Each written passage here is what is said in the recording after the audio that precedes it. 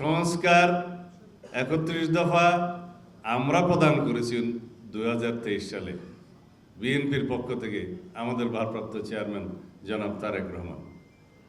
সেই সংস্কারের সাথে আপনাদের সংস্কার প্রস্তাবের খুব একটা বেশি অমিল নেই, কিন্তু যে সমস্ত বিষয়ে অমিল আছে সেগুলো নিয়ে কথা বলবো।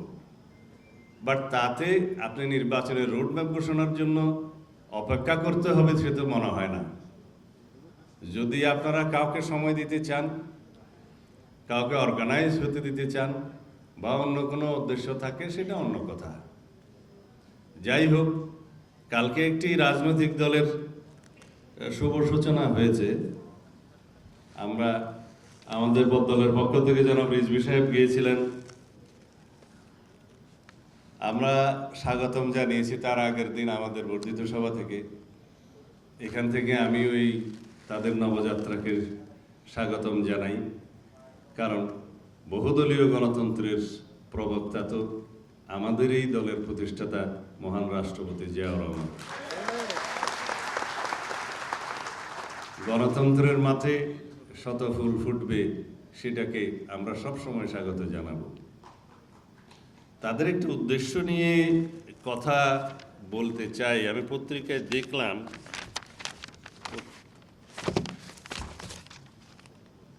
জাতীয় নাগরিক পার্টির অন্যতম লক্ষ্য সেকেন্ড রিপাবলিক প্রতিষ্ঠায় গণপরিষদ নির্বাচনের মাধ্যমে নতুন সংবিধান প্রণয়ন। এইটা তাদের অন্যতম লক্ষ্য বলেছে। আমি সমালোচনা করতে চাই না। প্রত্যেক রাজনৈতিক দলেরই তার নিজস্ব কর্মপন্থা থাকবে, আদর্শ থাকবে। গঠনতন্ত্র এবং ঘোষণাপত্রে এরকম ঘোষণা থাকে। কেউ সমাজতন্ত্র চায়, কেউ অন্য কিছু চায়, কেউ হয়তো ধর্মভিত্তিক রাষ্ট্র প্রতিষ্ঠা করতে চায়। এরকম অনেক রকমের থাকে বিভিন্ন দলের রাজনৈতিক ঘোষণাপত্রে। কিন্তু আমি এই নতুন বন্ধুদের বলতে চাই, সেকেন্ড রিপাবলিক, আমাদের বর্তমান রিপাবলিক কি অসুস্থ হয়ে গেছে? সেকেন্ড রিপাবলিক কখন হয়? রিপাবলিকের লিটারাল মানে কি? রিপাবলিক হচ্ছে যেখানে নির্বাচিত প্রতিনিধিরা রাষ্ট্র পরিচালনা করবে, তাদের একটা নমিনাল অথবা elected head of the state থাকবে। সেটা কি আমাদের নেই? নতুন সংবিধানের জন্য আপনারা কথা বলছেন। নতুন সংবিধান যেটা হবে সেটা সংশোধনের মাধ্যমে, ব্যাপক সংশোধনী প্রস্তাব আপনারাও তো দিয়েছেন সংস্কার কমিশনে, আমরাও দিয়েছি। প্রয়োজনীয় গণতান্ত্রিক সংস্কার, বর্তমান জন আকাঙ্ক্ষা এবং 5ই আগস্টের ছাত্র গণ অভ্যুত্থানের যে প্রত্যাশা এবং আকাঙ্ক্ষা নিয়ে আমাদের সন্তানরা রক্ত দিয়েছে, সেই আকাঙ্ক্ষাকে ঊর্ধ্বে তুলে ধরে, তাদের চাহিদাকে, প্রত্যাশাকে তুলে ধরে আমাদের সেই সংশোধনীগুলো আমরা সাজিয়েছি। নতুন স্বাধীনতা এবং নতুন বাংলাদেশের যে তরুণদের চাহিদা, সেটাকে সামনে রেখে গুরুত্ব দিয়ে সেই সংবিধানের নাম যদি আপনারা নতুন সংবিধান দেন, ঠিক আছে, কিন্তু গণপরিষদ কেন বললেন আমরা বুঝলাম না। গণপরিষদের ইংরেজি নাম হচ্ছে কনস্টিটিউয়েন্ট অ্যাসেম্বলি। আগে যেটাকে মানুষ বলতো MCA, member of constituent assembly.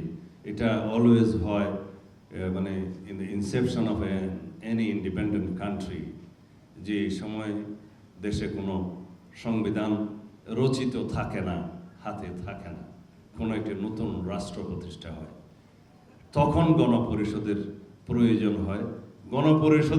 গণপরিষদের সদস্যরা সংবিধান প্রণয়ন করেন, সেই সংবিধানের ভিত্তিতে পরে পার্লামেন্ট ইলেকশন হয়। আমাদের এখানে গণপরিষদ নির্বাচনের জন্য আমরা কি নতুনভাবে একটা কোনো স্বাধীন রাষ্ট্র হয়েছি? রাষ্ট্র তো আমাদের স্বাধীন আছে। আমরা একটি সার্বভৌম স্বাধীন গণতান্ত্রিক রাষ্ট্র। আমাদের যেভাবেই হোক একটা সংবিধান আছে, যে সংবিধানটাকে আমরা এখন পুরোপুরি করি না বলেই ব্যাপক সংস্কারের প্রয়োজন দেখা দিয়েছে, যে এই সংবিধানটাকে শেখ হাসিনা দলীয়করণ করে গণতন্ত্রের বিপক্ষে নিজেদের পক্ষে সাজিয়েছিলেন। সেই জন্য সেটা সংস্কার দরকার। কিন্তু গণপরিষদ কেন হবে? এর মধ্যে আরো একটি উদ্দেশ্য আছে। যারা গণপরিষদের বিষয় সামনে আনছে, যারা সেকেন্ড রিপাবলিকের বিষয় সামনে আনছে, হয় তারা বুঝে না অথবা বুঝে আমাদের এই রাষ্ট্র ব্যবস্থাকে আরো দীর্ঘায়িত একটি গণতান্ত্রিক প্রক্রিয়ার মধ্যে নিয়ে যাওয়ার ষড়যন্ত্র আছে। যারা স্থানীয় সরকার নির্বাচনের কথা বলছে, আমি সব সময় শুনি মাঠে ঘাটে বিফোর দি পার্লামেন্ট ইলেকশন, তাদের একটি মতলব আছে। কারণ 5ই আগস্টের ছাত্র গণ অভ্যুত্থান কি মেম্বার চেয়ারম্যান ইলেকশনের জন্য হয়েছিল? দেশে পৌরসভা উপজেলা চেয়ারম্যানদের নির্বাচনের জন্য কি 5ই আগস্ট হয়েছিল? তাহলে তারা কেন শুধু মেম্বার চেয়ারম্যান ইলেকশন নিয়ে আগে হবে এই দাবি তুলছে? একটা বিষয় আছে, সেটা হচ্ছে যত গণতান্ত্রিক প্রক্রিয়ার উত্তরণের পথটা যত দীর্ঘায়িত হওয়া যায় ততই বোধহয় তাদের লাভ। কারো ক্ষমতা দীর্ঘায়িত হবে আর কারো মনোবাসনা পূর্ণ হবে। সুতরাং পরিষ্কার শুনে রাখুন, মাননীয় প্রধান উপদেষ্টা, আপনাকে অতি শীঘ্র জাতীয় সংসদের রোডম্যাপ প্রদান করতে হবে, নির্বাচনের রোডম্যাপ।